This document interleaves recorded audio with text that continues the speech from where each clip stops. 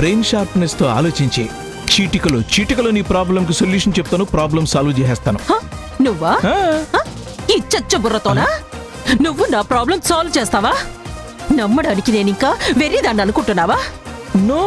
No శక్తి, నేను కూడా చాలా ఎక్స్పీరియన్స్ సంపాదించుకుని వచ్చాను. డోంట్ అండర్ ఎస్టిమేట్ మీ. ఒక చిన్న క్లూ ఇవ్వు, నీ ప్రాబ్లం ఏంటో నేను అర్థం చేసుకుంటాను. చేసుకుంటావా? నిజంగా చేసుకుంటావా? షూర్ చేసుకుంటాను. వాడు నన్ను కాదని ఆ పిల్లని పెళ్లి చేసుకున్నాడని నాకు మంట. వాటి డబ్బు మీద ఖర్చు చేసే హక్కు లేదా? ఎవరి హక్కులైనా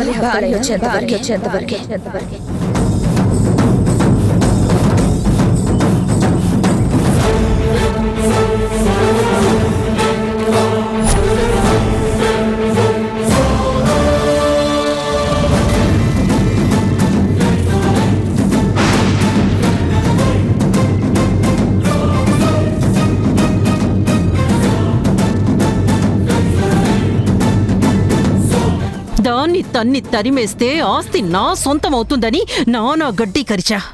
కానీ 20 ఏళ్ల తర్వాత మళ్ళీ పిల్లలతో ఇదిగో మళ్ళీ ఇలా ఇంట్లో దాపురించింది. అప్పటికి నా ప్రయత్నాలు నేను చేస్తూనే ఉన్నాను.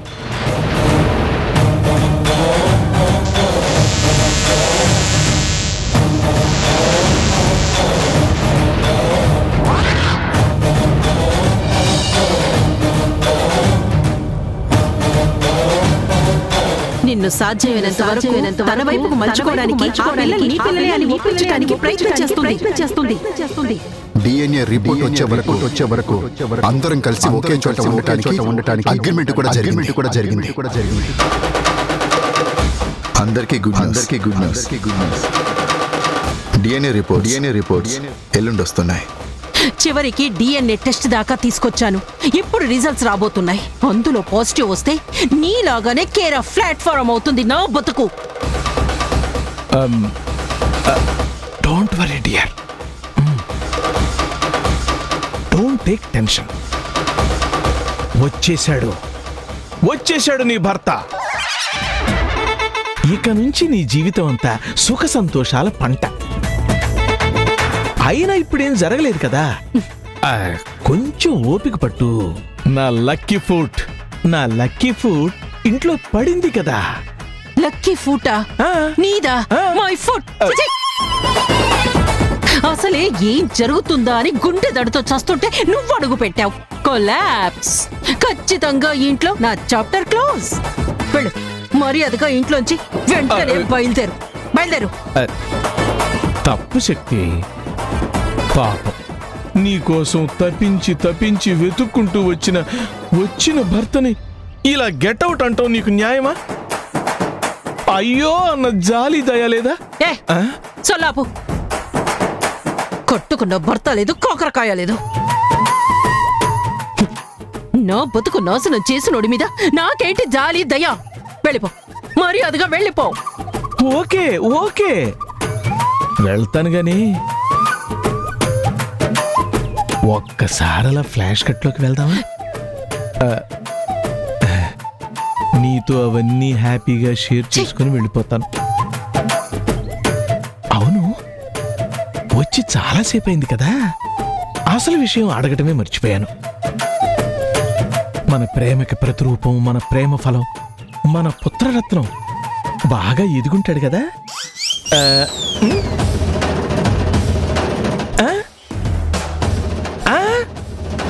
ఇంత ఇంటాడు కదా. వాణ్ణి చూడాలని నా కళ్ళు ఆరాటపడుతున్నాయి. ఎక్కడున్నాడు, ఎలా ఉన్నాడు, నా పేరు, ప్రతిష్ట, గౌరవం నిలబెడుతున్నాడా?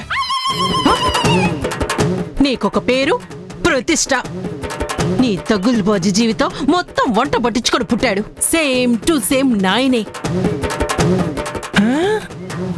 నిన్ను నువ్వు అద్దంలో చూసుకున్నా వాణ్ణి చూసినా ఒక్కటే. ఎక్స్రేలు, బ్లడ్ టెస్ట్లు అన్నీ సేమే. నీలాగే గాలికి తిరుగుతాడు. ఇష్టం వచ్చినప్పుడు వస్తాడు, లేకపోతే రాడు. వెరీ గుడ్ శక్తి. ఒకప్పుడు గాలికి తిరిగిన వాళ్లే ఇప్పుడు ఆకాశాన్నంటే మేడల్లో ఉంటున్నారు. వాడు ఎదుగుతాడు, డెఫినెట్ గా తలెత్తుకొని చూసే స్థాయికి ఎదుగుతాడు. రాని, నా కొడుకు వచ్చాక వాడిని ఒక్కసారి తృప్తిగా చూసి వెళ్ళిపోతానే ప్లీజ్. అప్పటి వరకు నువ్వు మెడ పట్టుకుని గెంటినా నో ఫుట్ అవుట్.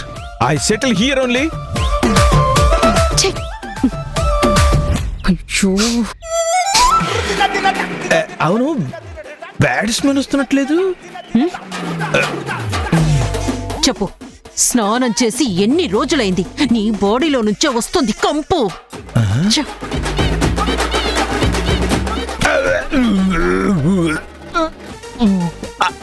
అవును, అదేనా బాత్రూము? స్నానం చేసేస్తాను. కర్మ కర్మ. ఛీ,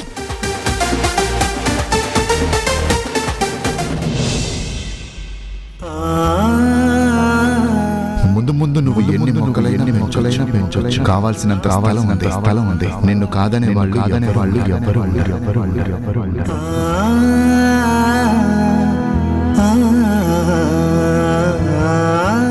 మనం దూరంగా ఉంటేనే కదా ఆటలు సాగేది. నాన్న మనసు చెడగొట్టే ప్రయత్నం చేస్తుంది. అదే మనం అందరం అక్కడ ఉంటే మన నలుగురు మనతో పాటు అన్నయ్య మీద కన్నీసు ఉంచితే ఆవిడ కుక్కిన పైరులా పడుంటుంది.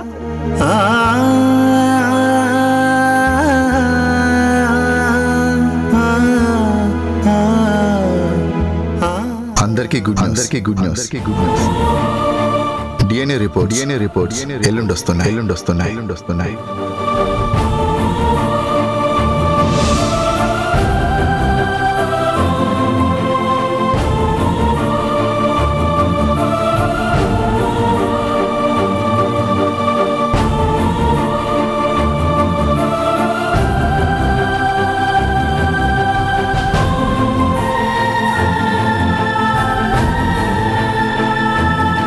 జనని, ఏంటి ఆనందంగా ఉండాల్సిన టైంలో అలా మొహం మార్చుకుని ముభావంగా ఆలోచిస్తున్నావు? ఆనందించాల్సిన టైమా? ఏంటది? ఏంటి అంటావేంటే, DNA రిపోర్ట్స్ వస్తున్నాయి కదా. నీ జీవితంలో కొత్త అధ్యాయం మొదలవుతుంది కదా. ఫ్యూచర్ అంతా నీ పిల్లలతో హ్యాపీగా ఉండొచ్చు కదే. నేను అదే ఆలోచిస్తున్నానమ్మా.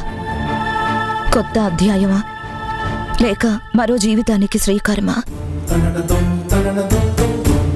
చేదు జ్ఞాపకాలతో చెయ్యి కలిపి సాగడమా, లేకపోతే నా ప్రశాంతతకి నేను బ్రతకడమా? ఏంటి మతుండే మాట్లాడుతున్నావా? చెయ్యి కలపడమా, కొత్త జీవితానికి శ్రీకారమా అని మాట్లాడతావేంటి? మరి ఏం చేయమంటావమ్మా? ఈ ఇంట్లో ఉండమంటావా? పిచ్చి బాగుడు ఆగకు. ఈ ఇంట్లో ఉండక ఎక్కడికి వెళ్తావే? చూడమ్మా, ఏ స్త్రీ అయినా ఏ నింద తన మీద పడకూడదని అనుకుంటుందో ఆ నిందే నా మీద పడింది. ఆ నింద తప్పు అని నిరూపించుకోవడానికే నేను ఇక్కడికి వచ్చాను. రేపటితో ఆ టాపిక్కి ఫుల్ స్టాప్ పడుతుంది. వాళ్ళు అడిగినట్టు, నేను అనుకున్నట్టు పిల్లల్ని గుణాకు అప్పగించబోతున్నాను. కానీ ఆ తర్వాత నా భవిష్యత్ ఏంటో అర్థం కావట్లేదు. ఆ శక్తి ఏమో తన తమ్ముడిని వదిలి వెళ్ళదు, మాక మార్చదు, కుట్రలు కుతంత్రాలు మానుకోదు. ఫ్యూచర్ బాగుంటుందని నువ్వు అనుకుంటున్నట్టుగా సాగదమ్మా. పోను ఎన్నో గొడవలు మొదలవుతాయి. ఇప్పటి వరకు వేగింది, పోరాడింది అంత చాలు. భరించే శక్తి ఇంక నాకు లేదమ్మా. ఆ శక్తితో పోట్లాడే ఓపిక కూడా నాకు లేదు. నింద తొలగుతుంది కానీ బాధ తొలగదు కదా.